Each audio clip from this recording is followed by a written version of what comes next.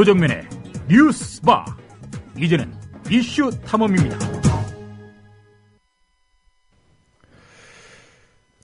네, 최근 몇 달 사이 대기업이 노조를 상대로 낸 손해배상 소송에서 줄줄이 대기업이 승소하고 있습니다. 현대차의 경우 지난해 10월 이후 모두 5번 승소했고 노조가 물어야 할 배상 금액은 총 120억 원이 넘습니다. 쌍용차는 46억, 한진중공업은 59억 원의 배상 판결을 기업 측이 받아냈습니다. 이 판결이 만약 확정되면 대부분 해고 노동자, 비정규직 노동자들이 물어야 합니다. 이를 두고 역사학자인 한홍구 교수는 노동자에 대한 사법살인이며 사형을 민영화한 것이나 다름없다고 지적했습니다. 한 교수가 제안하고 하종강 조국 교수 등이 함께하기로 한 손배 가압류 없는 세상을 위한 손잡고 준비 모임이 오늘 열린다고 합니다. 한홍구 교수님 전화 연결되어 있습니다. 한 교수님 안녕하세요. 네, 안녕하십니까. 먼저 그 손배 가압류 없는 세상을 위한 손잡고 어떤 단체인지 간략히 소개 부탁드릴게요. 예, 지금 우리나라에서 이 노동자들의 파업에 대해서 사측에서 손해배상과 가압류를 남발하고 있고요. 그리고 법원이 그거를 인정해주는 사례가 빈발하고 있습니다. 그러니까 노동자들의 경우에 해고당하고 실제 또 임금도 얼마 되지 않는데 거기에 이제 그런 것들이 가해지면서 죽음으로 몰리고 있죠. 2003년도에 배달 후 열사를 비롯하여 여러분들이 분신하거나 목숨을 끊는 안타까운 일들이 있어서 거기에 대해서 더 이상 이렇게 해서는 안 된다 하는 공론이 일고 그러면서 사회적인 압력이 좀 가해지면서 잠시 주춤했다가 최근에 다시 일어나면서 얼마나 많은 사람들이 죽어야 할지 모르는 그런 상황이 됐습니다. 쌍용의 경우에 잘 아시다시피 20여 분이 벌써 돌아가셨는데 거기에 47억 배상 판결이 떨어지니까 정말 그걸 봤을 때 얼마나 많은 사람들이 죽어야 하는가 하는 생각 정말 가슴이 철렁했고요. 그래서 여기에 대해서 이런 문제에 대해서 한국의 시민사회, 지식인사회가 아무런 대응을 못하지 않았는가. 그리고 이런 문제가 떨어졌을 때 이것을 손배를 물어야 하는, 손해배상을 물어야 하는 노동자 개인의 문제로 전락해 가고 있는데 더 이상 이래서는 안 되겠다. 여기에 시민사회가 나서서 이 손해배상과 가압류가 남발되는 이런 현실을 바꿔야겠다. 정말 많은 국민들이 좀 생각하고 있는 정말 이렇게 하면 안 되는 거 아니지 않는가. 그런 호소를 드리기 위해서 만들었습니다. 교수님 송화기에 조금만 가까이 다가가서 말씀해 주시면 고맙겠습니다. 자, 어떤 분들이 함께 하시기로 했습니까? 하종강 성공회대 노동대학장님, 그리고 신승철 민주노조 위원장님들 비롯해서 노동계 여러분들이 당연히 참여하셨고요. 시민사회에서 조국 교수를 비롯해서 또 여러분이 함께 하실 거고요. 그리고 이것이 이제 결국 입법과 제도화를 해야 하기 때문에 국회에서도 은수미 의원을 비롯해서 또 진선미 의원, 여러분들이 또 전순옥 의원 참여하시기도 했고, 또 지금 이제 저희가 사실 준비 단계고 오늘 준비 모임이 첫 번째 열리는 겁니다. 그래서 이제 앞으로 많이 확대해 나갈 거고, 그리고 민변에서 노동 문제를 갖고 열심히 투쟁해 오신 권영국 변호사님 등을 비롯해서 이제 여러 또 법률가들이 참여할 예정입니다. 저희 또 서혜성 작가를 비롯해서 문학계 인사들도 많이 참여하실 거고요. 오늘 준비 모임이라고 하셨는데 공식 발족은 언제쯤으로 예상하고 계십니까? 공식 발족은 이제 오늘 회의를 해봐야 나오겠습니다만 2월 중에 아마 2월 중순경이 되지 않을까 싶습니다. 그러면 활동은 구체적으로 어떤 내용이 될까요? 우선 이제 여러 가지를 생각해 볼 수 있겠는데 사회적인 공론화죠. 우선 이 손배가압류가 얼마나 야만적인 제도이고 이것이 실제 당하는 노동자들에게 어떤 영향을 미치고 있는지 그것을 시민사회에 호소하는 거. 그다음에 왜 외국과는 달리 한국의 법원이 손배가압류 문제에 대해서 사측의 손만을 들어주고 있는가에 대한 호소. 그러니까 외국의 사례들을 발굴해서 소개하는 것도 필요할 거라고 생각이 들고요. 그다음에 그 한국의 이제 법관 양성 이제 법률 교육 시스템에서 그 왜 헌법이나 노동자의 권리 같은 부분들이 그렇게 등한시되고 있는가. 그래서 이제 그런 부분에 대한 그 사법계의 어떤 각성을 촉구하는 그 활동이 될 것이고요. 그 다음에 또 당장 이제 그 생계 어려움에 처해 있는 그런 노동자들을 돕기 위한 그 모금 활동도 일부 그 진행할 거랍니다. 네. 그러니까 공론을 일으키는 것이 일단 중요해 보이는 것 같고요. 말씀 들어보니까요. 그리고 모금도 진행하겠다는 그런 말씀이시군요. 외국 말씀을 잠깐 해주셨는데 외국하고 우리와 많이 다릅니까?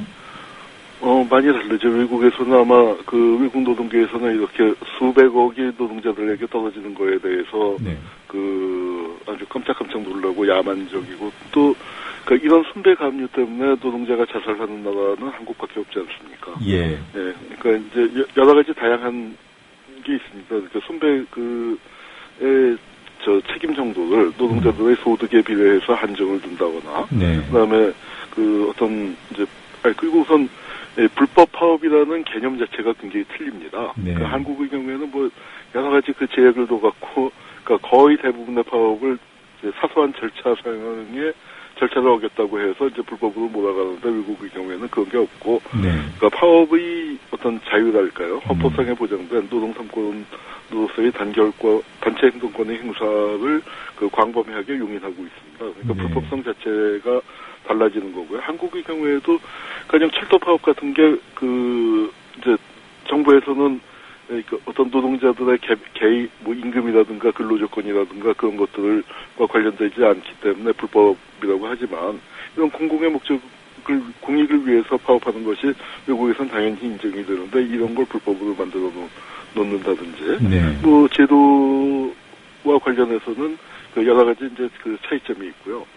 아마 글쎄요, 이제 아마 이제 좀 더 연구해 봐야겠지만 외국의 경우에는 이제 이런 문제들이 19세기적인 과제였을 겁니다.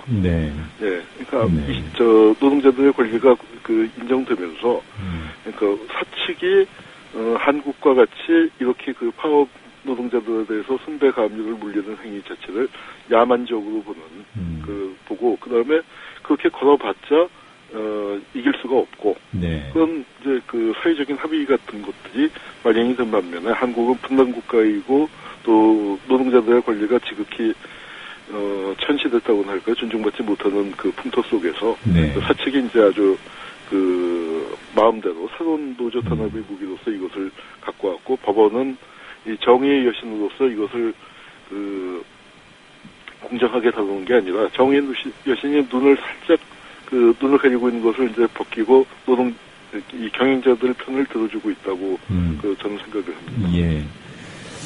그리고 이 다른 나라에 비해서 우리나라가 어느 정도로 후진적인지 야만적인지를 사실 언론이 비교해서 그 사례들을 발굴해서 우리 사회에 알려야 되는데 그 역할을 못하기 때문에 뭐 한 교수님과 같이 뜻을 함께한 분들이 노력을 해주시길 부탁을 드리겠습니다. 자, 뭐 외국 수출 비중이 많은 기업들이 있잖아요. 그 현대차 같은 경우 대표적인데 그 외국에요 손배소 남발을 하고 있는 기업이라는 것을 알리는 노력도 실효성이 있지 않을까요?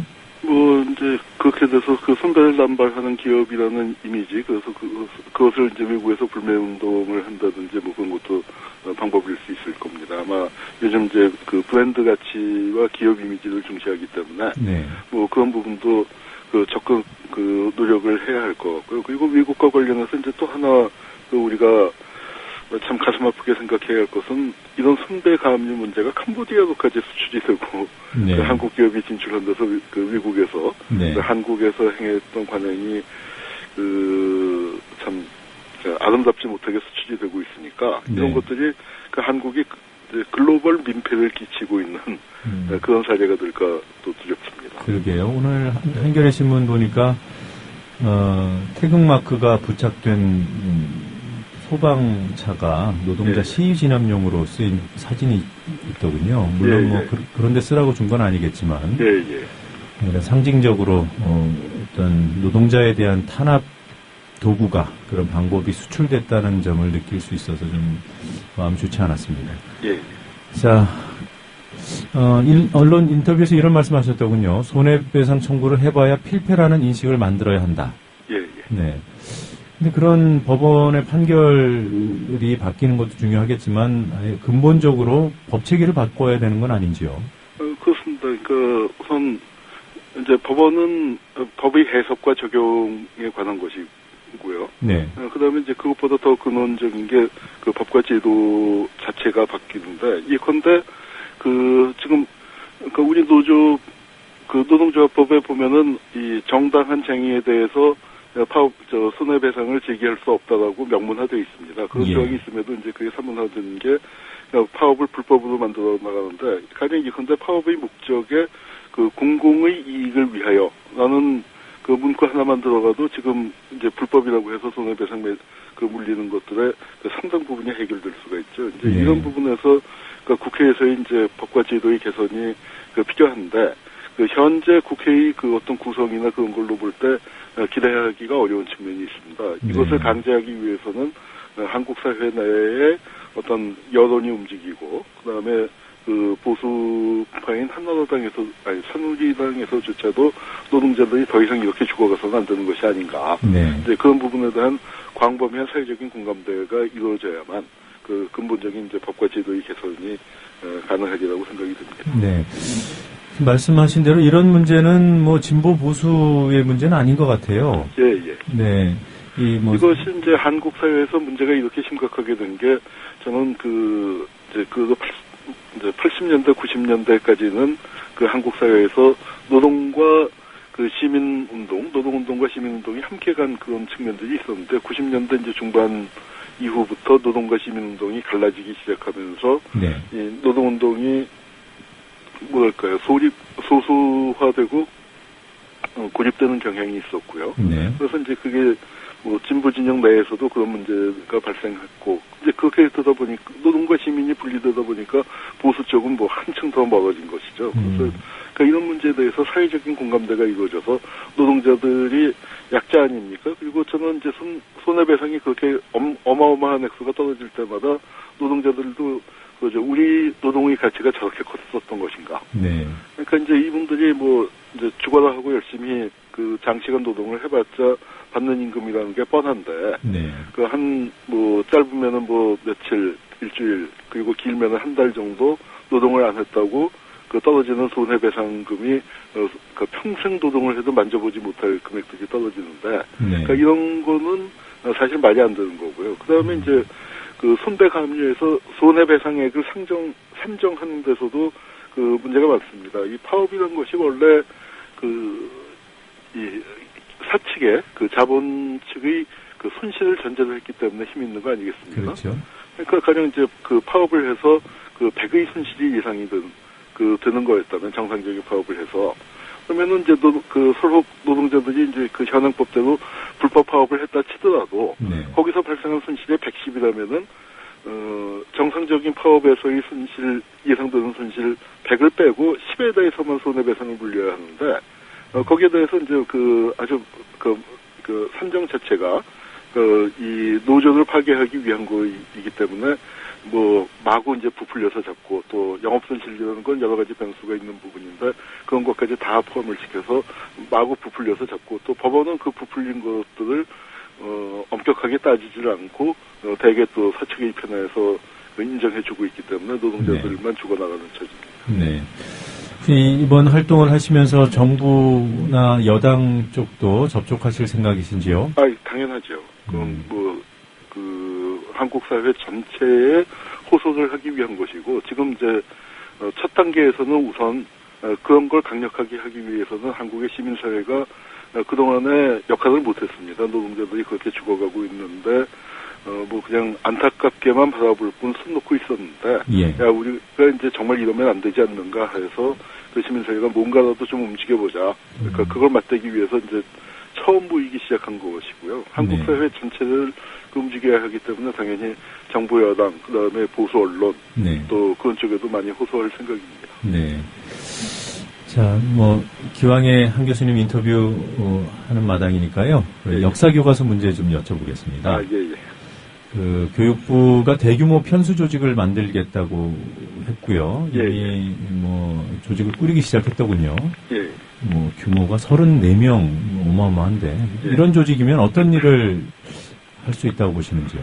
아마 이제 그 국정교과서 쪽으로 가기 위한 그 모색이 아닌가 싶고요. 네. 그러니까 이제 과거 문교부에 이제 편수국이 있었는데 그런 방향으로 돌아가려고 그러니까 꾀하는 게 아닌가 싶습니다. 그러니까 특히 이제 그 그러니까 국사교과서의 국정화. 네. 그것이 이제 공공연하게 그 정부 여당 쪽에서 그 얘기가 흘러나오고 있는데, 네. 정말 70년대, 80년대로 역행하려는 거죠. 결국 그러면 국정교과서로 간다고 보시는 건가요? 그 한국 사회의 성숙도가, 네. 그러니까 그것을 용인하지 않을 겁니다. 왜냐하면 국정교과서를 만드는 것 자체에 엄청난 저항이 있을 것이고요. 네. 그다음에 역사학계에서는 정말 말도 안 되는 태도라고 역사학계 전체적인 분위기가 거의 한 5, 6% 이상이 국정화에 반대하고 있습니다. 역사학자들 내부에도 스펙트럼이 다양하지 않겠습니까? 네. 진보에서 보수까지. 그런데 보수적인 역사학자들조차도 아주 일부 극우 뉴라이트 그런 분들 몇 분 빼놓고는 역사학계가 거의 일치해서 반대하고 있죠. 네. 그러면 이렇게 편수 조직을 30명 이상 되는 규모로 만들겠다는 거는 국정교과서로 내놓고 가기에는 좀 부담스럽기 때문에 사실상 통제할 수 있는 그런 편수 조직의 강화를 통해서 국정화를 할 수 있는 그런 방향이다 이렇게 보시는 건가요? 글쎄요. 그러니까 아마 정부 쪽에서는 실제로 국정교과서를 만들고 싶을 겁니다. 역사교과서를. 그런데 그게 역사계의 저항이나 한국 사회의 어떤 성숙도 같은 걸 비추어 볼 때 예. 쉽지 않을 것이고, 네. 그다음에 이 보수 정권이 영원하기라는 법은 없지 않습니까? 그리고 예. 민주 정권이 들어서면은 이제 다시 말도 안 되는 거기 때문에 이제 원위치가 될 텐데, 그러니까 이것이 이런 방향이 국력 낭비고 역사를 거슬릴 수는 없지 않습니까? 우리가 70년대, 80년대 군사독재를 벗어났고, 그 네. 군사독재가 국민을 통제하던 수단이었던 이념교육을 네. 풀기 위해서 이제 역사를 거민정 체제로 바꾼 것이었는데, 그것을 뒤로 돌려서 국정으로 한다는 것은 그러니까 상상하기 어려운 일입니다. 예. 자, 한 가지만 더 여쭤보고 네. 인터뷰 마무리하겠습니다. 박근혜 대통령이 어찌됐든 통일은 대박이란 말로 예, 예. 통일에 대한 주의를 환기시키는 역할을 한 것 같은데요. 예, 예. 이런 현상은 어떻게 생각하시는지요? 글쎄요, 이제 통일의 내용이죠. 네. 통일의 내용인데 통일이라는 것이 상대방이 있는 겁니다. 네. 상대방이 있는데 통일을 하기 위해서는 정말 대박을 우리 현실로 하기 위해서는 상대방을 존중해야 하는데, 네. 이제 그런 태도가 보이지 않는 건 남북관계의 어떤 진전을 가져오기 위한 실질적인 조치.